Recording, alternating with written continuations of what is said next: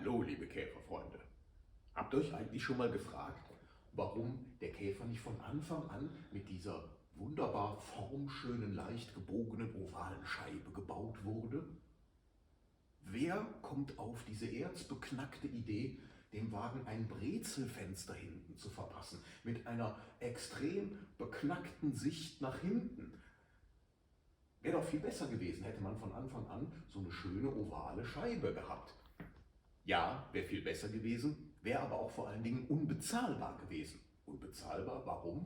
Weil das Brezelfenster aus zwei planen Scheiben besteht. Plan wie die Seitenscheiben, plan wie die Kurbelscheiben, plan wie die Frontscheibe. Beim Brezelkäfer sind alle Fensterscheiben aus planem, glatten Glas. Und erst mit dem Ovalfenster zieht die erste leicht gebogene Scheibe beim VW ein.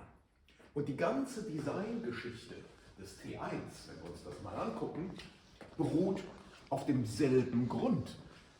Diese Front mit dem Mittelsteg und den beiden planen Fensterscheiben hier ist genau auch deswegen, weil das bezahlbar war. Natürlich wäre es besser gewesen, auch hier direkt eine Panoramascheibe einzubauen, wäre aber unbezahlbar gewesen.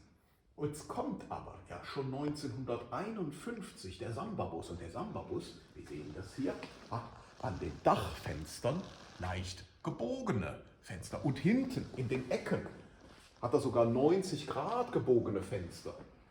Wie konnte man denn das bezahlen?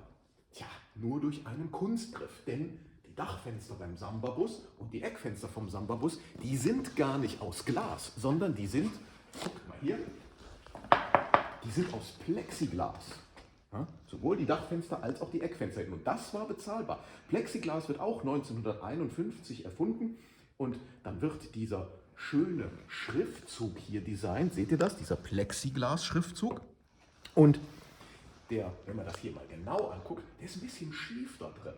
Und hier habe ich euch noch eine Scheibe mitgebracht. Da sieht man das, der ist ja auch so ein bisschen an einer anderen Stelle. Da ist er gerade, hier ist er so ein bisschen schief. Und an der dritten Scheibe, da ist der Schriftzug sogar in der linken unteren Ecke und hier ist er in der rechten Ecke. Wie kann das sein? Weil es natürlich noch eine Manufaktur war. Da konnte man von Produktion noch gar nicht so richtig reden. Und die haben ganz offensichtlich hier mit einem kleinen Brenneisen erst nach Montage der Scheiben den Schriftzug reingetan. Und da das relativ hoch war, kam man da nicht so richtig gut dran. Und es war ja auch egal, wenn das so ein bisschen krumm war. Schräg ist schon, wenn man es in die andere Ecke macht. Hat man aber gemacht. Ist toll. Ne? So nicht Eisenbahnforschung, sondern Autoarchäologie, das ist ja genau mein Ding. Und jetzt kommt noch eine ganz besondere Kiste hinzu. Dieser Schriftzug hier von Plexiglas, der wurde erst im September 1951 designt. Der Bus hier aber ist noch früher, der ist vom August 1951, deswegen hat er diesen Schriftzug in den Plexiglasscheiben noch nicht drin. Es gibt überhaupt nur zwei Autos, wo der Schriftzug nicht drin ist, die so alt sind wie er.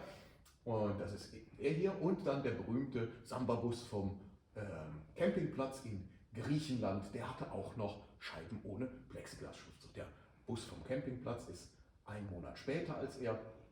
Und das ist ja so eine schöne Forschungssache. So,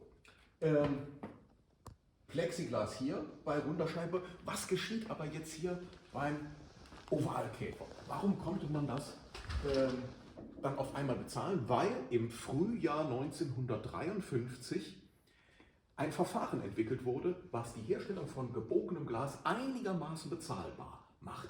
Und jetzt geschieht was ganz Außergewöhnliches in der VW-Geschichte. Der VW-Chef Heinrich Nordhoff sagt, diese Neuerung, dieser Fortschritt ist so bedeutend, so groß. Wir halten jetzt das Band mitten in der Serie an, im Februar 1953, bauen das Presswerkzeug für das Dach um, schmeißen das Brezelfenster raus und bauen diese ovale Scheibe ein, weil der Vorteil für den Kunden so groß ist, dass wir damit nicht warten bis zu den Werksferien im August, wo ja normalerweise die Neuerungen am Käfer eingeführt werden, weil dann die meisten Arbeiter in den Sommerferien sind und die Resttruppe in Wolfsburg dann das Band umbaut für das neue Modell. Das hier wurde früher eingeführt.